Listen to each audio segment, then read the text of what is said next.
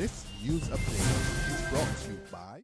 From rom-coms to dramatic tearjerkers and hit action movies, video on demand from Flo's got what you need, baby. Spend some we time tonight. Oh yeah. Simply press the VOD button on your Flo remote. This is how we do TV. This is how we flow. This is the Barbados Today Afternoon Update for Thursday, January 14, 2016. Thanks for joining us. I'm Fernella Wedderburn. We begin with mixed reaction from affected residents on plans by the Minister of Water Resource Management, Dr. David Estwick, to address the island's water woes. Some residents tell Barbados Today they are adopting a wait-and-see approach to short, medium and long-term plans revealed yesterday. Residents in St. Joseph, St. Peter, St. Thomas, St. Lucie, St. Andrew and St. John have been wrestling with the water outages for weeks now. Here's what they had to say. It take too long. They don't just 2 and 3 weeks or 5 weeks before you can get something done. So these people only talk, but they don't do nothing about it. They may telling us the truth. They may tell us the truth. He ain't listening to nothing that he have to say. For we to get good water and get back water on, we will have to put in a Democratic in St. Peter. And that's what you ain't doing. Well, if he want to do that and he believe it's going to work, I can't say that it will work or it can't work. But the thing is a threat. And if it works, we go with it. But right now, I can't say that it will work or I can't say it can't work. But nothing beats a trial. So we will go with the flow. You believe that there's a political matter? That politics have something to do with it? No, this is not a political thing. This is about the nation. It's about Barbados. It's about us, all of we.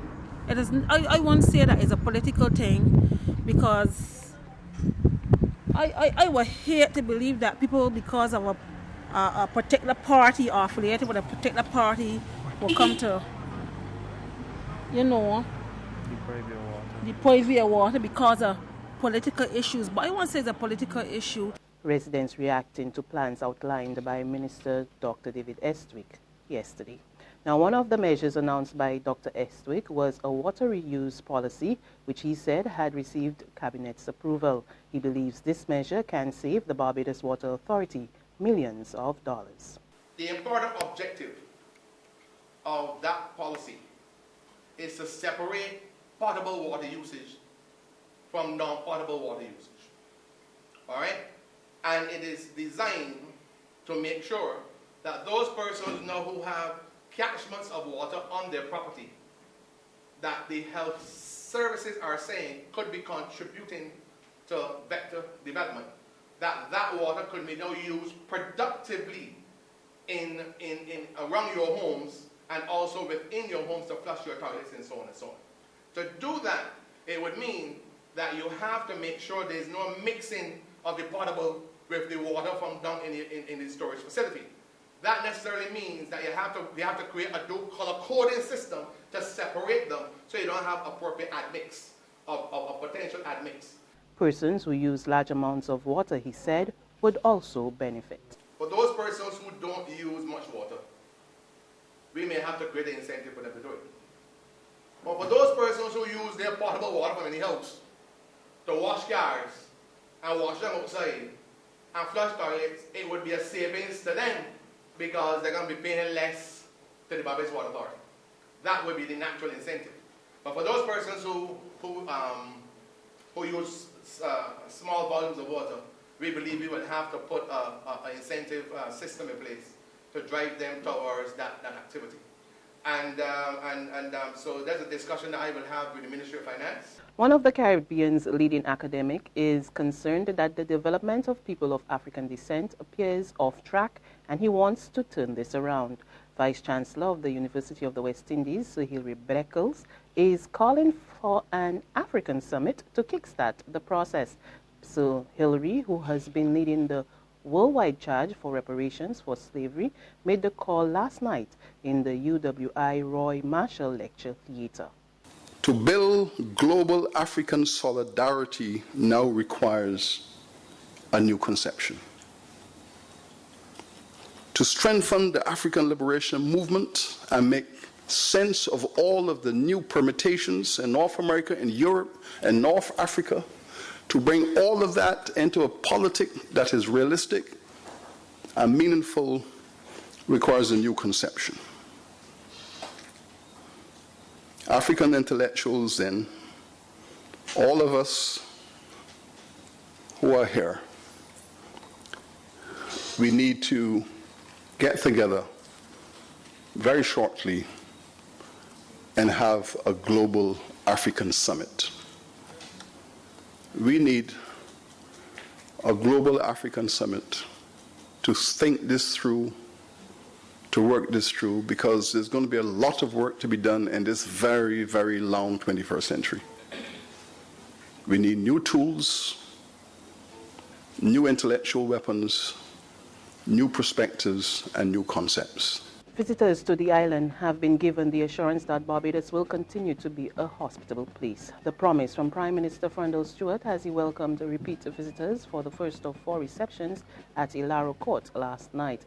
In his address, the Prime Minister said the event comes at a special time as the country celebrates its 50th year of independence, which he told visitors they should not miss. I am therefore very pleased to see all of you here tonight. I want to let you know that Barbadians deeply appreciate the confidence that you continue to repose in our beautiful island. We feel a corresponding commitment to you to ensure that we make Barbados as congenial as possible, a place for you to come from year to year, to recoup your energies, to just enjoy yourselves, and to partake of the warmth of our country. In sports, Barbados Pride scored a vital win over the ICC Americas in their 4th round day-night match of the WICB Nagico Super 50 Championship at Queen's Park last night. A reinforced Barbados Pride rebounded from losses to Jamaica Scorpions and Trinidad and Tobago's Red Force to beat ICC Americas by 4 wickets. Set 203 to win in 50 overs, Barbados Pride reached 206 for 6 of 36.3 overs, with West Indies opener and man of the match, Craig Brathwaite, leading the run chase with a polished unbeaten 86. He was the force that first steadied the innings in the face of some early hiccups and then propelled the team to victory while facing 101 balls and striking 9 fours. There's regional and international news after this short break. Naniki Music Festival presents 5 amazing shows from January 13th to 17th, 2016. On January 13th at Holders, we salute Urban Burgee with Island in the Sun by Stefan Walcott's 1688 Big Band. On the 14th, our free Sunset Concert at Frank Cullimer Hall with the Rudy Smith Quartet. Reggae legend band Aswad takes over Holders on January 15th. On January 16th, the Nicholas Branker Orchestra and Grammy Award winner Roberta Flack return to Holders. Finally, at Naniki on Sunday, January 17th, Caribbean Fusion in the Hills with Edwin Yearwood, Leston Paul, Ras Eiley, and Serenader. Others include Nikita, Mylan Clark, Rhea Driggs, Vanessa Lee, and many more. General admission tickets from $70 and $250 for VIP. Secure your future, be financially strong. Since 1983, we have been there for you. A smart range of products, great tax benefits. We're the solution to your hopes and your dreams. The Barbados Workers Union Cooperative Credit Union. The Barbados Workers Union Cooperative Credit Union. Humble beginnings to smart loans, smart savings. Save smart and borrow smarter. That's the move for me. Stability, prosperity. We're the solution to your hopes and your dreams. The Barbados Workers Union Cooperative Credit Union. The Barbados Workers Union Cooperative Credit Union. We pick up with news from our Caribbean neighbor Guyana, where the president, David Granger, believes law enforcement officials have a handle on the crime situation in the country. More in this report from Royston Drakes of Capital News. The war on crime is being won by the security forces, said President David Granger. This is despite a number of disorderly murders which have taken place so far this year. One of the most important, which is not visible to the naked eye, is that the CID has been strengthened. So even though we can't prevent crimes from occurring in all the cases, we could detect those crimes and bring those people to justice very quickly. And that has been one of the, I would say, achievements of the police force over recent months. You know, there will be crimes. We can't, as I said, prevent all crime, but within days, people are usually arrested. And finally, officials in the United States are reporting that there are at least 3 winning tickets in last night's $1.6 billion lottery. They say the winning tickets in the Powerball jackpot were sold in California, Tennessee, and Florida. However, officials say it will take several hours to know if there are any other winning tickets. And that's news and sports, but for the very latest, visit our website at www.barbadostoday.bb. Also, subscribe to our e-paper, our email updates, and like us on Facebook.